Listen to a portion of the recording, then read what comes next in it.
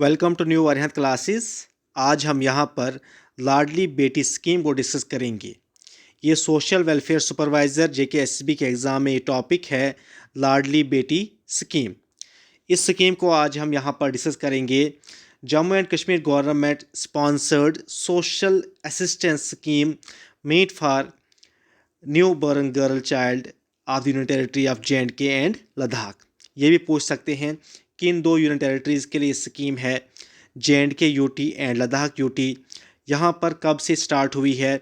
1 अप्रैल 2015। मतलब जिस बच्ची की बर्थ हुई है 1 अप्रैल 2015 से वही बच्चियाँ इसमें एनरोल हो सकती है, वही उन्हीं बच्चों को इस स्कीम से बेनिफिट मिल सकते हैं। 1 अप्रैल 2015 से पहले जिन बच्चियों की बर्थ हुई है वो बच्चियां इस स्कीम में एनरोल नहीं हो सकती है। उन बच्चियों को जिन बच्चियों की बर्थ हुई है 1 अप्रैल 2015 से पहले, उन बच्चियों को इस स्कीम का बेनिफिट नहीं मिल सकता है। इसके बाद नेक्स्ट क्या है, ऑब्जेक्टिव क्या है इस स्कीम का? इम्पॉर्टेंट है, क्वेश्चन बन सकता है यहाँ से। ऑब्जेक्टिव क्या है इस स्कीम का? इस स्कीम का पहला ऑब्जेक्टिव है, ये जो डिक्लाइन होता जा रहा है फीमेल सेक्स रेशो, जो दिन ब दिन हर साल हम देखते हैं कि डिक्लाइन होता जा रहा है, इसको भी इम्प्रूव करने के लिए इस स्कीम को लाया गया है, to arrest the declining female sex ratio. Second objective क्या है? And this scheme ensures that girl child does not become burden for the parents at the time of her marriage. और ये स्कीम इंश्योर कराती है ये जो girl child है, ये जो बच्चियां हैं, ये बर्डन नहीं बनेगी पेरेंट्स के लिए eight the time of her marriage. Burden क्यों नहीं बनेगी? क्योंकि जब इनको eight the time of her marriage, जो बच्चियां इस स्कीम में एनरोल होंगी eight the time of her marriage, उनके मैरिज के टाइम पर उनको यहाँ से एक अच्छा खासा अमाउंट मिलेगा, फाइनेंशियल हेल्प मिलेगी। जिन बच्चियों की शादी, उन बच्चियों की शादी अच्छे से होगी और पेरेंट्स को कोई टेंशन नहीं होगी कि लड़की की शादी करनी है और मेरे पास पैसा नहीं है। लेकिन ये सिर्फ उन बच्चियों को मिलेगा जो बच्चियां इस स्कीम में क्या होगी, इस स्कीम में एनरोल होंगी। ये दो इम्पॉर्टेंट ऑब्जेक्टिव है इस स्कीम का। पहला ऑब्जेक्टिव क्या है? ये जो सेक्स रेशो डिक्लाइन होता जा रहा है, इसको भी इम्प्रूव। ये कैसे इम्प्रूव होगा? जब पेरेंट्स को भी लालच होगा, पेरेंट्स को भी बेनिफिट मिलेगा, पेरेंट्स को पता होगा अगर मेरी गर्ल चाइल्ड है, अगर उनकी इनकम लेवल कम है, बहुत इनकम है, तो उनको पता होगा कि मुझे eight the time of marriage of her girl या हिज गर्ल, तो उनको पता होगा गवर्नमेंट की तरफ से मुझे इस स्कीम के ज़रिए एक अच्छा खासा अमाउंट मिलेगा और मैं अपनी बच्ची की शादी आराम से कर पाऊंगा। तो इससे भी क्या होगा, जो फीमेल सेक्स रेशो है वो इम्प्रूव हो जाएगा। सेकंड क्या है? सेकंड यही है कि बर्डन नहीं बनेगी। मैरिज के टाइम पर जो बच्चियां हैं इस स्कीम में एनरोल होंगी, वो अपने पेरेंट्स पर बोझ नहीं बनेगी। ये दो ऑब्जेक्टिव हैं इस स्कीम के। इसके बाद नेक्स्ट क्या है?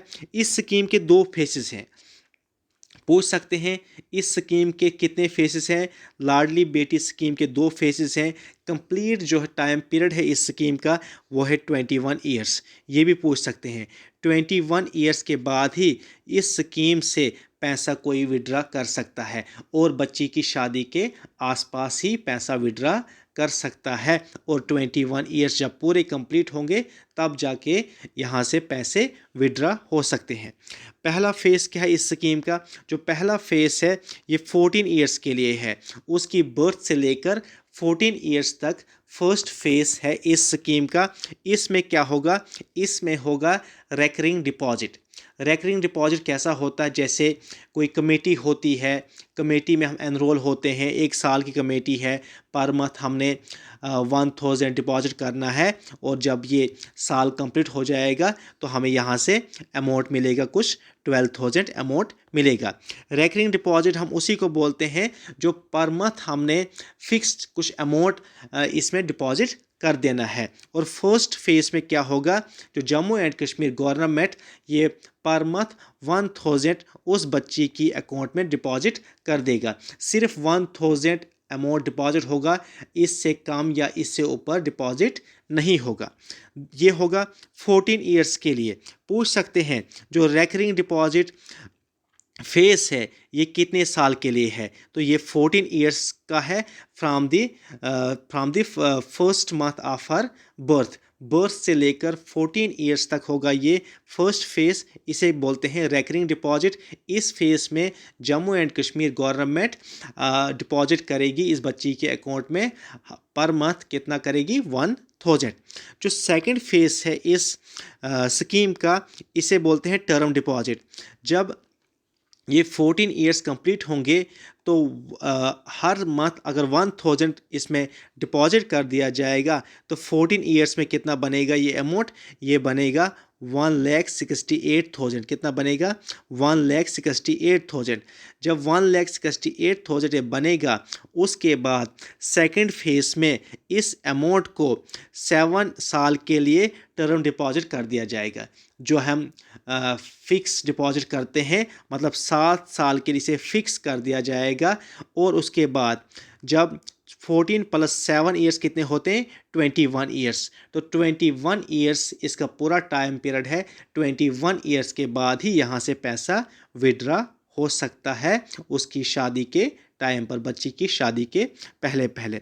इसके बाद क्या होता है, अगर खुदा ना करे किसी बच्ची की डेथ होती है बिफोर 21 ईयर्स और जो बच्ची एनरोल है इस स्कीम में, तो ये पैसा फिर उनके पेरेंट्स को नहीं मिलेगा, ये पैसा वापस जाएगा गवर्नमेंट को। ये बात भी याद रखिएगा, अगर खुदा ना करे किसी बच्ची की डेथ होती है बिफोर 21 ईयर्स तो ये पैसा वापस जाएगा गवर्नमेंट के पास वापस जाएगा।